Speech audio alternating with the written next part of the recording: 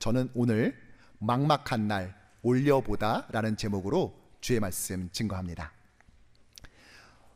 욥기의 대부분의 내용은 욥과 세 친구의 논쟁이라고 하였습니다. 하지만 이 세 친구들이 욥을 공격하는 그 방식, 또 그 컨텐츠가 저마다 결이 좀 달랐어요. 먼저 보시는 것처럼 엘리바스 같은 경우에는 내 경험으로 볼 때 너한테 문제가 있다, 이겁니다. 권성징악을 믿었던 이 인과율에 무장되어 있었던 엘리바스는 내가 좀 인생을 살아보니까, 경험적으로 보니까 요럴 때는 죄져서 이러는 거야. 자신의 경험을 근거로 해서 욥의 죄가 있음을 그는 공격했던 것이죠. 반면 빌닷은 좀 달라요. 그는 그 핵심 주장은 한마디로 말하면 이런 거예요. 하나님은 틀리지 않았으니 네가 틀렸다, 이겁니다. 그는 하나님의 공의에 대해 열광했던 자이지요. 그는 이 하나님의 공의에 대한, 즉 하나님은 정의롭다는 것을 욥의 고난에 굉장히 차갑고도 기계적으로 적용했던 것입니다. 또한 소발은 내가 생각하는 것보다 네 죄가 더 크다, 이거입니다. 사실 세 사람 가운데 가장 거친 사람이 소발이었거든요. 욥이 자신의 결백을 계속 주장하자 소발은, 야, 지금 너가 이 정도 고난받는 것도 하나님께서 너 지금 엄청 봐주시는 거거든, 이런 식으로 공격을 했어요. 즉 엘리바스는 경험으로 욥을 판단했고, 빌닷은 차가운 교리로 욥을 매섭게 몰아세웠으며, 소발은 자기 확신으로 욥을 정죄했던 것이죠. 그러니까 욥이 이들을 가리켜 너희가 다 재난을 주는 위로자들이다 라고 했던 표현은 결코 과한 것이 아니었던 겁니다. 이렇게 욥과 세 친구의 논쟁이 31장까지 진행됐습니다. 세 차례에 걸친 논쟁도요, 이제 좀 지쳐가요. 1차보다 2차가, 2차보다 3차가 분량이 줄어들거든요. 더 할 말도 없는 거예요, 이제. 그런데 이 논쟁이 좀 사그라들만 하니까 이전까지 없었던 새로운 선수가 등장합니다. 그것이 바로 엘리후라는 사람이에요. 사실 엘리후가 정말 좀 약간 소름 돋는 게 있어요. 뭐냐, 이 사람이 마침 지나가다가 야 너희들 뭐해 하고 끼어든 게 아니에요. 처음 논쟁할 때부터 이 자리에 있었습니다. 그런데 마치 건물의 일부라도 되는 것처럼 없는 것처럼 하면서 지금까지 조용히 있다가 이제서야 말을 시작하는 거예요. 그가 왜 그러면 지금까지 조용했었나? 그 이유에 대해서 32장 6절에서 이렇게 말하는데 함께 읽어보죠. 부스 사람 바라겔의 아들 엘리후가 대답하여 이르되 나는 연소하고 당신들은 연로함으로 뒷전에서 나의 의견을 감히 내놓지 못하였노라. 뭐라고 그러죠? 욥과 세 친구, 아유, 어르신들이 저보다 한참 나이가 많으신데 어린 제가 어찌 감히 끼어들고 말을 섞겠습니까? 그래서 지금까지 가만히 있었습니다, 이렇게 말했어요. 도대체 몇 살이나 어린 것일까? 알 수 길이 없지만 어떤 학자는 적어도 10살 이상 어렸을 것이다 라고 추정하기도 하더군요. 이렇게 말하니까 와, 이 사람 굉장히 수줍구나 라고 생각할 수 있는데 전혀 아닙니다. 이 엘리후는요 32장부터 이야기를 하기 시작하는데 말을 끊지 않고 37장까지 무려 6장을 내리 말하기 시작해요. 굉장히 길게 소개되어 있어요. 도대체 이 마지막에 나온 끝판왕 엘리후는 과연 어떤 사람이었을까요? 또한 그의 말 가운데 우리가 발견할 수 있는 하나님의 지혜는 과연 무엇일까요? 바라기는 오늘 이 아침에 오신 주님의 모든 자녀들이 인생의 고난을 건너는 가운데 우리가 어떻게 하나님 앞에 나아가야 하며 또 그 근거가 무엇인지를 바로 깨달아서 고난을 이기는 참된 지혜를 얻는 우리 모두가 되기를 주님의 이름으로 간절히 축원합니다.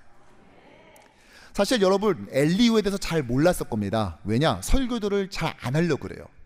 여러분 평소에 엘리후 설교를 즐겨 들으시는 분 한번 손 한번 들어주시겠습니까? 또는 평소에 목사님 제가 엘리후를 많이 묵상하고 있었어요, 뭐 이런 분들 없죠? 왜냐? 저 같은 목회자도요 엘리후 설교는 꺼려져요. 잘 안 하게 돼요. 그도 그럴 것이 엘리후가 과연 어떤 인물인가에 대해서 논쟁이 치열합니다. 아니 그냥 선명하게 착한 편인가 나쁜 편인가? 이 질문에도 답을 잘 못하겠어요.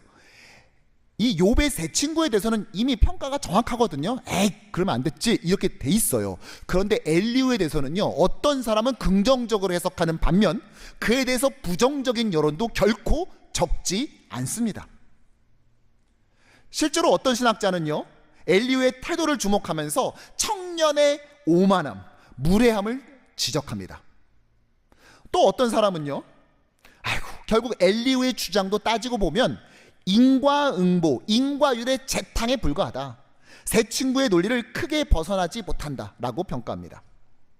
또 그가 6장에 걸쳐 말한 것을 보면서 말만 길게 늘어났지 새로울 게 없다며 그를 가리켜 풍선껌 선지자. 여러분, 풍선 불면은 그 안에 뭐가 있습니까? 아무것도 없죠. 풍선껌 선지자, 또는 바람만 가득 찬 가죽부대. 또 욥과 세 친구를 어설프게 중간에 가교 역할을 하려고 했다고 해서 설익은 중재자. 이제 좀 얘기 좀 끝나려고 했더니 갑자기 끼어든 불청객쯤으로 평가하기도 해요.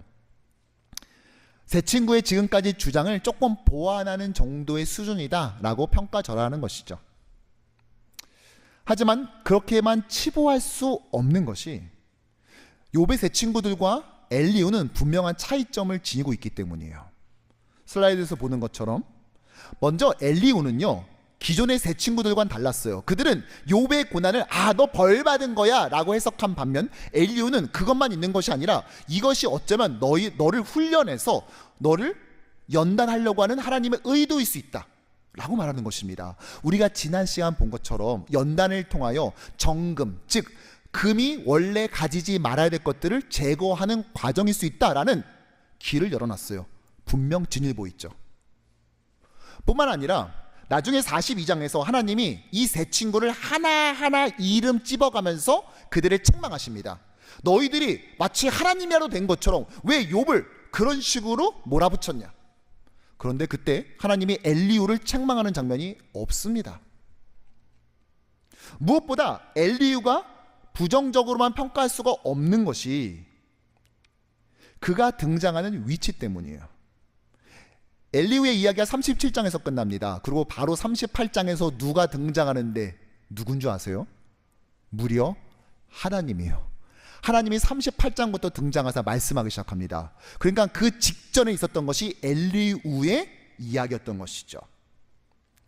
따라서 엘리후를 단순히 욥의 못된 네 번째 친구라고 보기보다 이제 인간의 논쟁을 끝내고 하나님의 말씀을 시작하기 위한 전환점으로 바라봐야 하는 것이죠. 그리고 가장 중요한 이유가 있어요. 그건 바로 엘리후가 욥의 시선을 고난에서 하나님으로 바꾸어 놓았다는 것입니다. 욥의 또 다른 이 엘리후의 별명 중에 하나가 분노한 젊은이에요. 왜 그런가?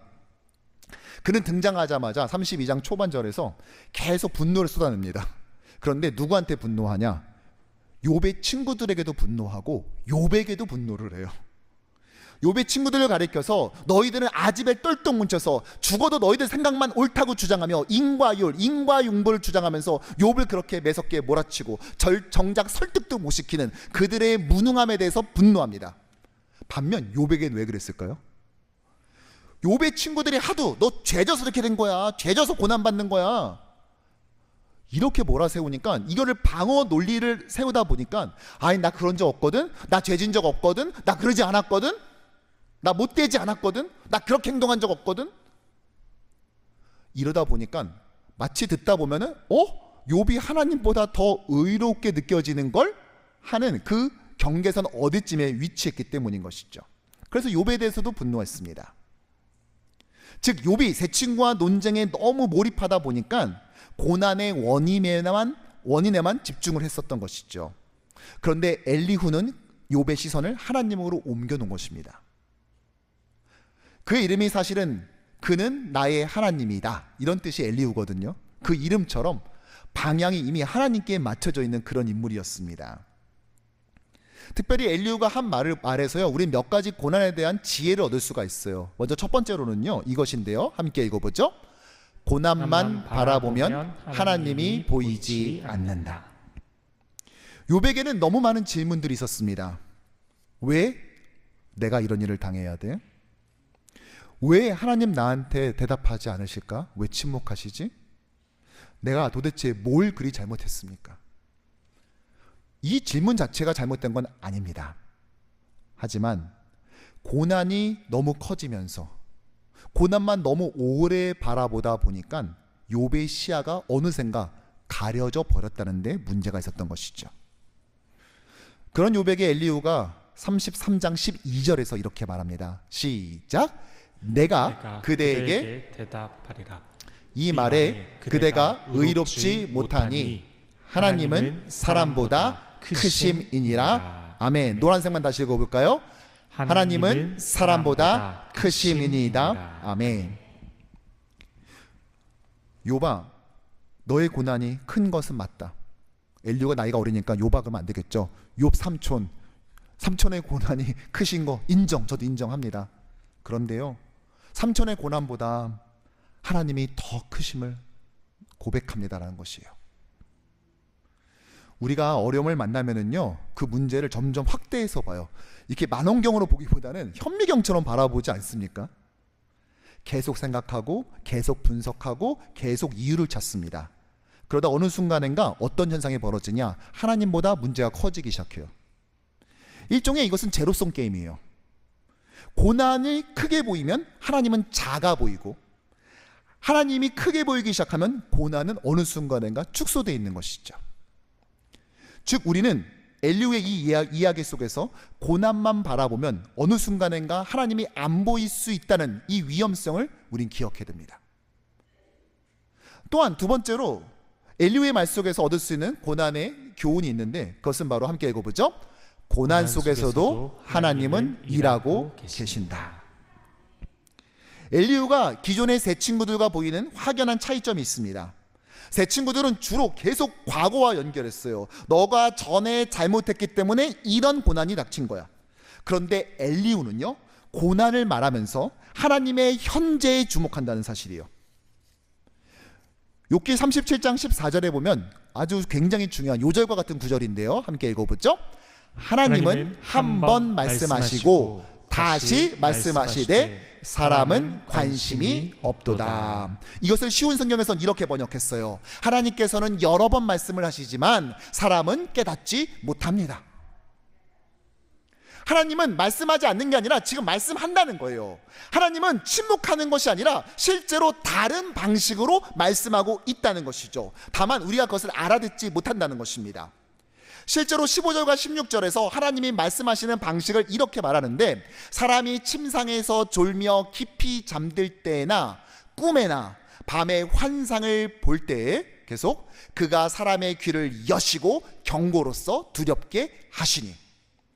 두 가지 하나님이 말씀하시는 방식이 나오네요. 꿈과 환상.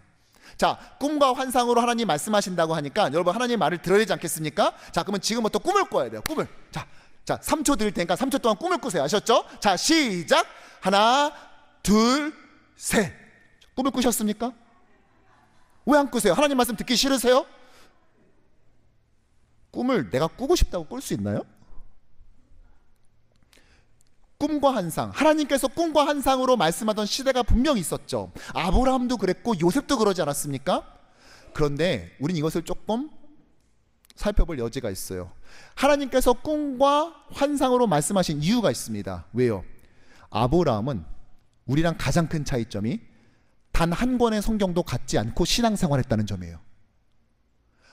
모세가 모세오경, 창세기, 출애굽기, 레위기, 민수기, 신명기를 썼는데 아브라함은 그 이전 사람이잖아요. 그러니까 그에게 성경이 없었다니까요. 그 이웃 사람들도 마찬가지입니다. 지금처럼 인쇄술이 없었던 그 당시에는 한 사람이 한 권 성경을 갖는 건 불가능한 얘기였어요. 따라서 그 당시에는 꿈과 환상으로 하나님께서 직접 말씀하셨던 것이죠. 그러나 이젠 다릅니다. 왜냐? 이제 계시가 완성되었거든요. 특별 계시가 성경 66권이 완전히 기록되면서 성경은 닫혔어요.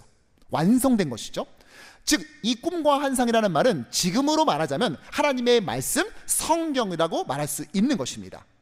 이것을 통해서 우리에게 경고하세요. 여러분 보십시오. 징벌하는 것이 아니라 경고하세요. 여러분, 징벌은 무엇입니까? 이미 결론 끝난 겁니다. 그런데 경고는 뭐예요? 아직 닥치지 않았는데 앞으로 큰 거 온다? 이거 위험하다? 그거 미리 준비해야 된다? 이게 경고 아니에요? 말씀의 빛으로 해석해 보니까 우리에게 닥치는 고난은요, 사실은 경고라는 거예요. 징벌이 아니라, 징계가 아니라. 도대체 우리에게 어떤 큰 게 오는 걸까요? 어떤 위험한 것이 오는 것일까요? 바로 17절에 이렇게 정체가 밝혀집니다. 시작. 이는 사람에게 그의 행실을 버리게 하려 하심이며 사람의 교만을 막으려 하심이니라. 아멘. 그 큰 위험이 뭐예요? 교만. 아니, 교만이 뭘 그렇게 위험해요? 위험한 이유가 18절에 이렇게 나옵니다. 그는 사람의 혼을 구덩이에 빠지지 않게 하시며 그 생명을 칼에 맞아 멸망하지 않게 하시느니라. 아멘. 교만은요, 우리를 빠지게 하는 구덩이와 같고요, 우리를 베는 날이 잔뜩 선 칼과 같은 것이라는 것입니다. 잠언의 말처럼 교만은 패망의 선봉 아닙니까? 하나님이 우리 인생에 닥칠 위험을 경고하기 위해서 다양한 방식으로 말을 하는데, 때로는 목회자의 설교를 통해서 말씀하기도 하시지만 때로는 심지어 고난을 통해서도 말씀하신다는 거예요. 고난이 우리에게 징계로, 심판으로 올 때도 분명히 있지만, 그러나 그게 다가 결코 아니라는 것입니다.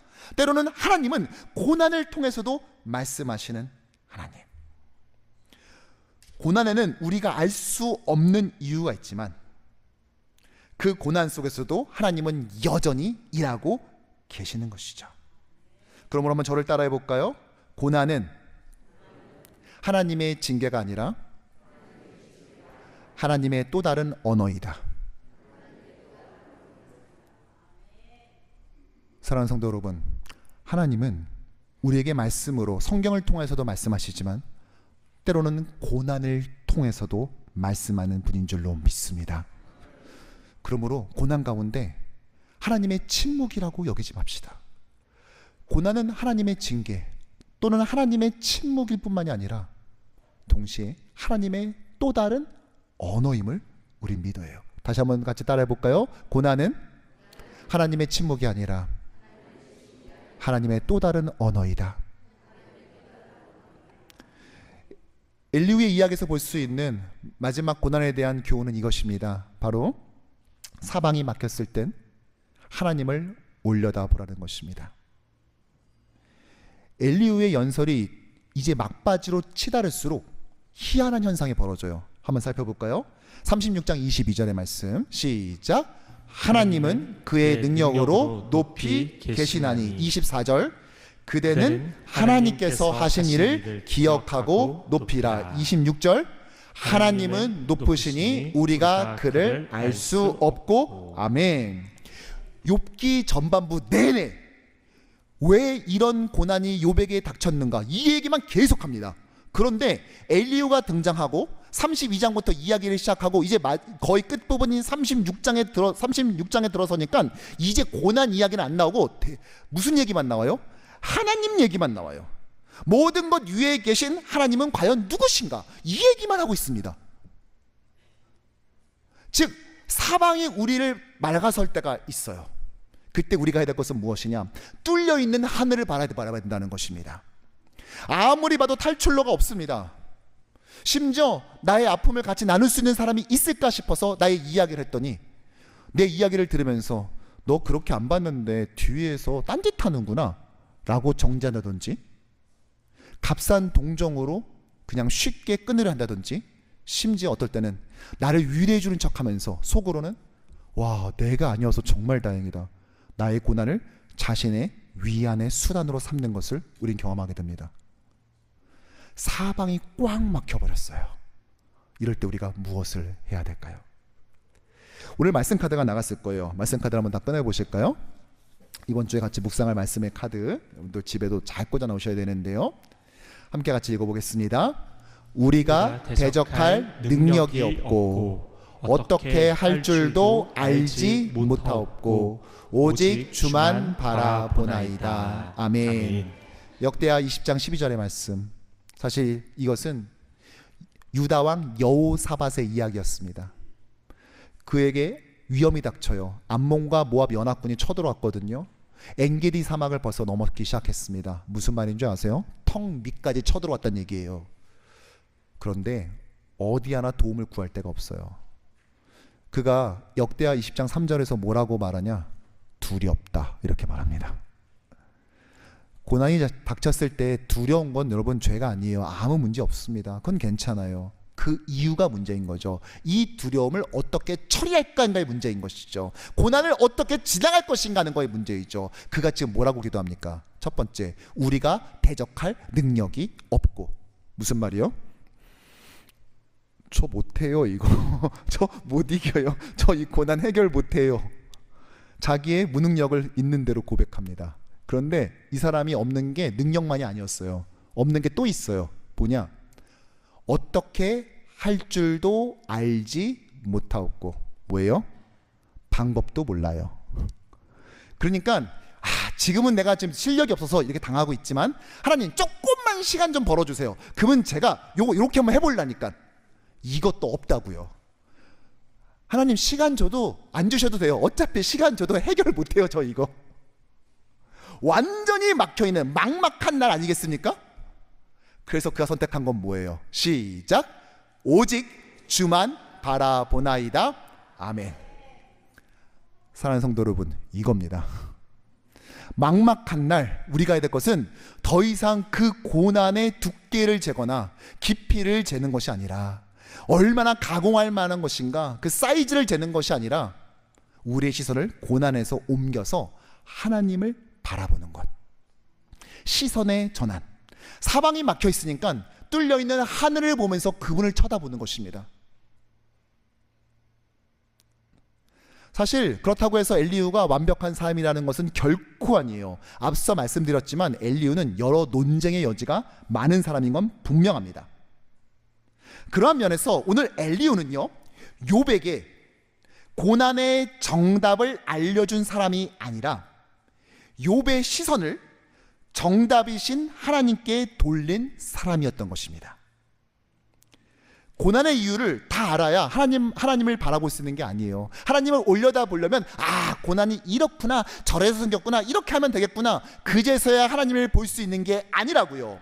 이유를 아무리 생각해도 알 수 없다 할지라도 시선을 하나님께 올리는 것, 그것이 바로 믿음인 것입니다. 욥기의 대부분의 내용은 시라든지 또는 노랫말로 되어 있다고 그랬죠. 사실 오늘 엘리후의 이야기도 마찬가지였어요. 그래서 욥기를 진행하는 동안 매 시간마다 우리가 찬양을 특송으로 듣기도 하고 연주로 듣기도 하고 우리가 함께 부르기도 하는데요. 오늘 함께 부르려고 하는 찬양은 괴로울 때 주님의 얼굴 보라라는 찬양이에요. 이 찬양의 원제는요, In these dark days예요. 무슨 말이죠? 이 어두운 날들에. 엘리후는 욥에게 제발 자신의 고통만 들여다보지 말고 하나님이 얼마나 크신 분인가를 좀 바라보라고 말합니다. 욥이여, 이것을 듣고 가만히 서서 하나님의 오묘한 일을 깨달으라. 사랑하는 성도 여러분, 어쩌면 우리는 또 다른 욥으로 이 자리에 앉아 있습니다. 내가 차라리 잘못했다면 하나님 제가 정말 잘못했어요, 다음에 잘할게요, 진짜요 제가? 라고 할겠는데, 아무리 생각해도 내 안에서 이 상황의 문제의 원인을 찾을 수가 없으니까 계속해서 자신을 닥달하고 몰아세우고 아무리 말씀에 메스를 들이대도 찾을 수가 없어서 고통스러워하는 또 다른 욥으로서 우린 이 자리에 앉아있는지도 모르겠습니다. 하지만 성도 여러분, 믿음은 고난이 사라졌기 때문에 눈을 드는 것이 아니라 고난 한가운데 있다 할지라도 눈을 드는 것입니다. 이 시간 또 다른 욥인 우리들에게 들려주는 주님의 음성을 기억하며 우리 함께 찬양으로 나아가죠. 괴로울 때 주님의 얼굴 보라. 괴로울 때 주님의 얼굴 보라. 평화의 주님, 평화의 주 바라보아라, 바라보아라. 세상에서 시달린 친구들아, 시달린 친구들, 위로의 주님 바라보아라. 위로의 주님 함께 고백할까요? 눈을 들어 주를 보라. 눈을 들어 주를 보. 내 모든 염려 주께 맡겨라. 내 모든 염려 주께 맡겨라. 슬플 때에 주님의 얼굴 보. 사랑의 주님, 사랑의 주님 안식 주. 다 같이 두 손 높이 들고 고백할까요? 눈을 들어 주를 보라. 주를 보라. 내 모든 염려 주께 맡겨라. 내 모든 염려 주께 맡겨. 슬플 때 주님의 얼굴 보라. 슬플 때에 주님의 얼굴 보라. 사랑의 주님, 사랑의 주 안식 주리라. 안식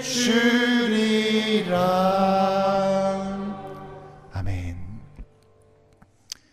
제가 우리 교회 부임해서 얼마 되지 않았을 때 우리 교회에 출석하시는 한 목사님의 가정을 신방했습니다. 우리 교회 원로 목사님을 비롯하여서 또 은퇴하신 목사님 몇 분이 다니고 계세요. 참 얼마나 저에게 든든한지 모릅니다. 이런 선배들이 있다는 것이 저에게 얼마나 그 든든함을 주는지, 방파제처럼 여겨지는지 몰라요. 참 반가운 마음으로 목사님 집을 찾아갔어요. 그런데 목사님 자녀들은 어떻게 되세요? 라고 물어봤더니 따님 한 분이 타주에 사신다는 거예요. 아, 그래요? 그래서 제가 이렇게 말했죠. 아, 목사님 낳는 김에 한 몇 명 더 낳아서 좀 이렇게 다복하게, 좀 이렇게 좀 시끌시끌하게 뭐 이렇게 북적북적되게 해보지 그러셨어요? 라고 했더니 아, 사실은 그 딸 말고도 두 녀석이 더 있어요, 이러시는 거예요. 아, 그러면은 그 자녀들은 그 한국에 사시나 봐요? 그랬더니 아니요, 하나님 나라에 있어요, 그러는 거예요. 제가 이 이야기를 듣고 아니 저한테 실없는 농을 건네실 분이 아닌데 이 무슨 이야기인가 싶어가지고 제가 말뚱말뚱 쳐다봤더니 목사님께서 그 이야기를 들려주셨어요. 목사님께서 한국에 계실 때 기도원 원장을 하시면서 동시에 기도원 안에 있는 교회를 목회하셨던 것이죠. 경기도 가평에 있는 바로 그곳에서 치매에 걸린 어머님과 두 어린 자녀, 아들과 딸을 그렇게 키우면서 목회를 하신 거예요. 그러다가 1981년 어느 날 새벽 기도를 사모님과 함께 가셨는데 그 사이에 이 사택에 불이 난 거예요. 다행히 치매 어르신은 살아남았지만 이 두 자녀는 결국 하나님의 품에 안기고 말았어요. 당시 아들은 5살, 딸은 2살. 어떻게 형언할 수 없는 이 장례를 치르는데 장례 예배를 끝나고 난 다음에 이제 하관을 하러 가야 되잖아요. 당시 장로님들이 목사님 그냥 따라오지 마세요. 그냥 오늘 이 장례 예배까지만 하시고 저희가 알아서 잘 하관 예배 진행할 테니까 목사님 여기에 계세요 하면서 좀 그렇게 권면했다는 거예요. 목사님도 그렇게 하시고 도저히 따라갈 엄두가 나지 않아가지고요. 근데 장로님들도요 구체적으로 이렇게 하관을 했지만 구체적으로 어디에 있다라고 목사님께 말씀을 안 드렸대요. 그리고 목사님도 굳이 묻지 않으셨대요.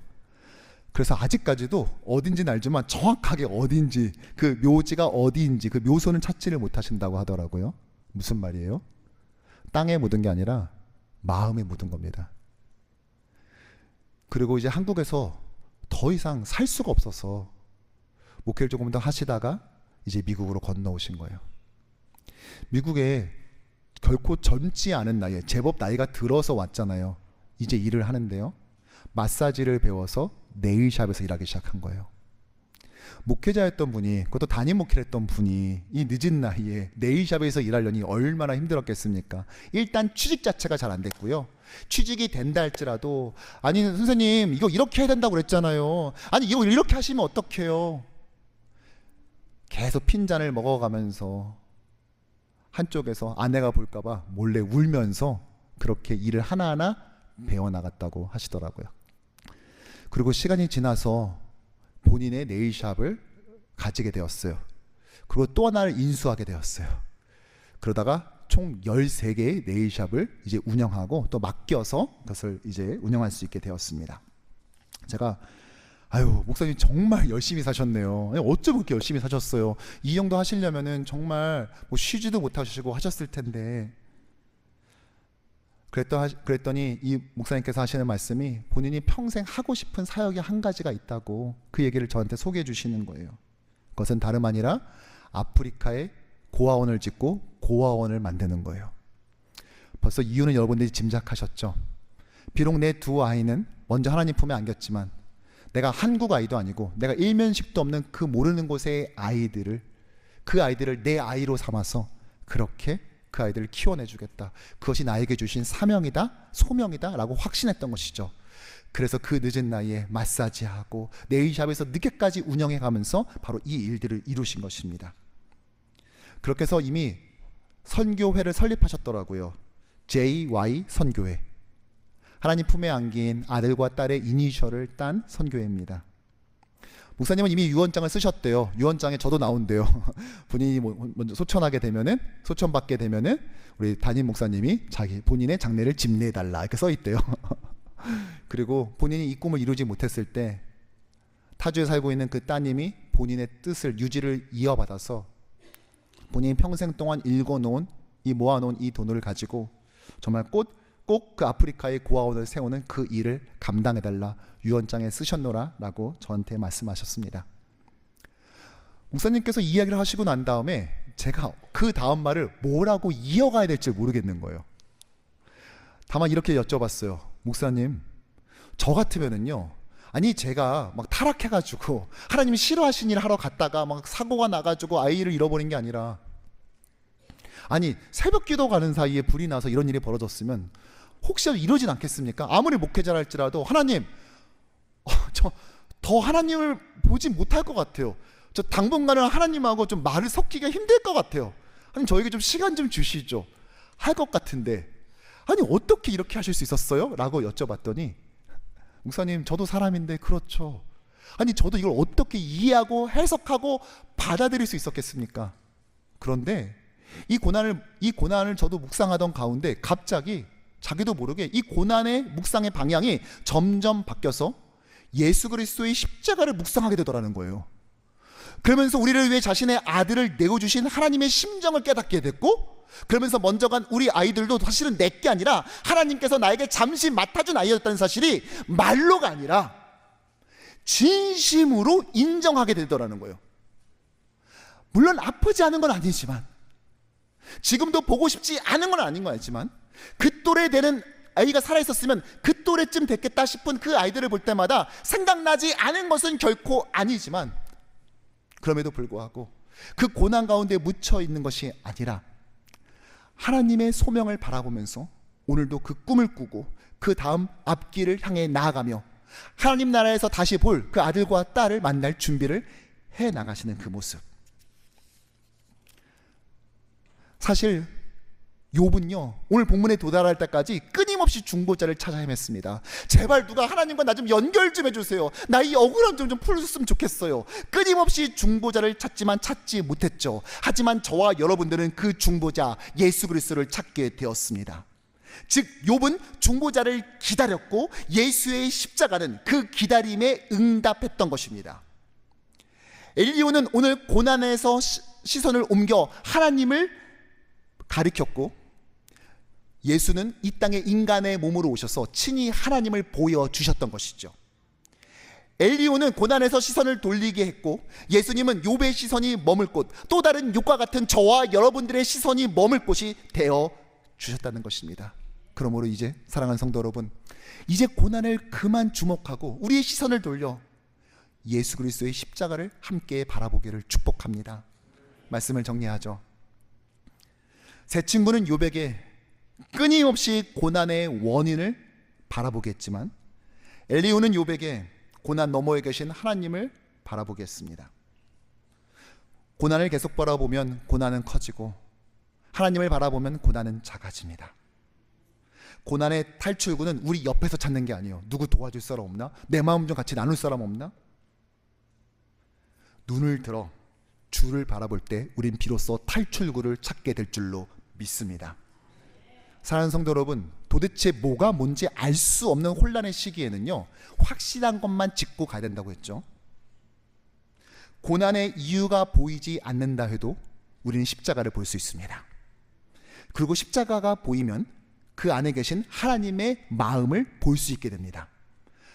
그러므로 우리 인생의 막막한 날, 이제 그만 고개를 올려 우리 주 예수 그리스도를 온전히 바라보기를 축복합니다. 바라기는 새로 시작하는 이번 한 주, 고난을 통하여서 우리를 연단하실 뿐만이 아니라 고난을 통하여서 끊임없이 우리에게 말을 걸어오시는 하나님과 교제하며 그 교제를 통하여서 하나님을 더 깊이 만나고 하나님의 도우심을 얻는 진정한 고난을 통과하는 지혜자로서의 삶을 살아가는 저와 여러분 되기를 주님의 이름으로 간절히 축원합니다.